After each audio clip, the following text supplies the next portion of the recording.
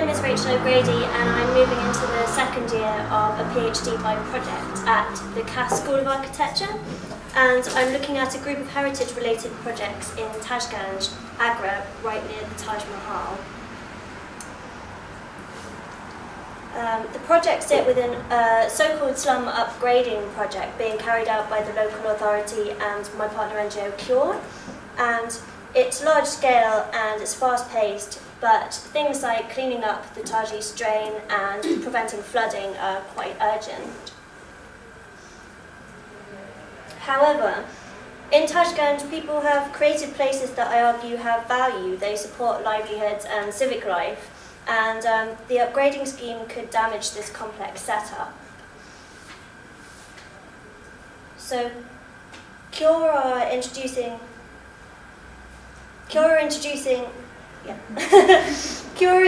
a heritage walk to the area, hoping that cultural tourism will strengthen local identity, and with that will come further clean-up projects and restoration projects, which has been seen in Ahmedabad. It's been successful there. But I argue that linking up to Agra's tourism industry carries risks, because the lucrative tourist experience is already valued above the well-being of Tajganj.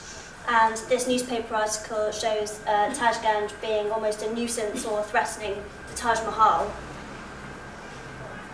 So despite the benefits, if tourist experience rather than local democracy starts to dictate the way the built environment goes in the future, I think that people won't have the necessary control over their built environment to support their livelihoods and their family life.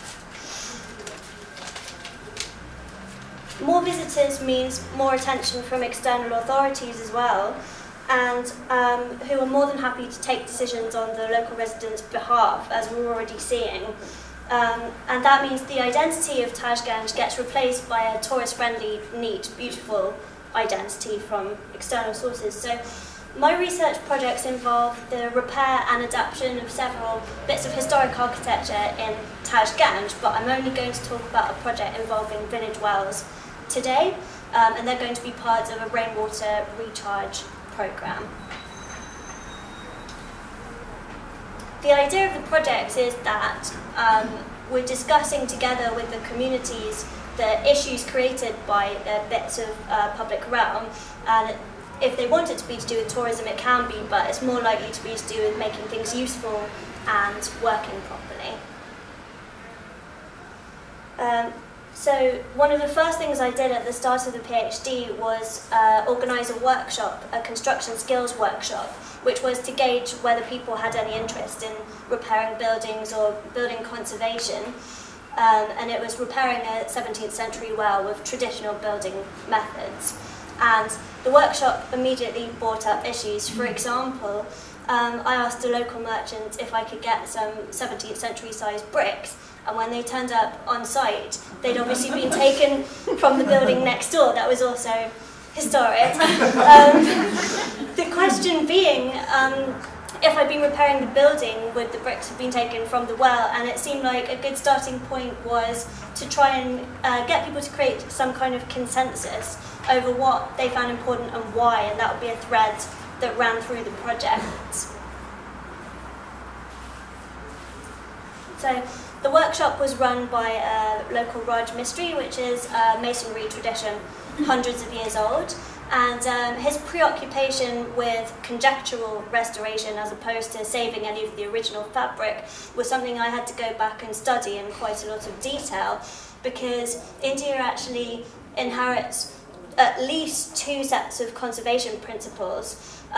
The one inherited from the British, which favours keeping everything, keeping the original material, but then actually a more traditional Indian view favours the craft much more than any of the original material, or keeping that.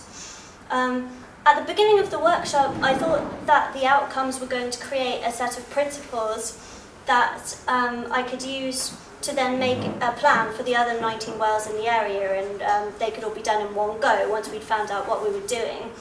But during the workshop I realised that because people were there and they started calling the shots and making judgments, actually they were building a relationship with this thing and this place And that was much better than doing the next 19 wells without them. Actually, if we could just do 5 wells like this, it would probably be better. Not forgetting, I think it's really important that we show that there is a responsibility and an interest to outsiders in the local community, so everything's being documented quite meticulously, hopefully building up to an exhibition locally about the project. Because actually, the meaningfulness of the place, the story of the place, it's not in any one head or any one book, and it only is reconstructed once lots of people bring their bit of the story together and discuss it. That's when that creates a good moment for discussing the future of the built environment here. But actually, the opportunities for people to come together and discuss the built environment are becoming much more rare as people get services brought into their own houses under this new upgrading system. People don't have to get together and discuss where the water's coming from or anything like that. So, centrally planned infrastructure is going to happen in Tajganj no matter what. But I think that conservation is a way of getting people together to discuss and make a resolute decision about where they're going next. And that's what I'm testing over the next year. And that's it. Thank you.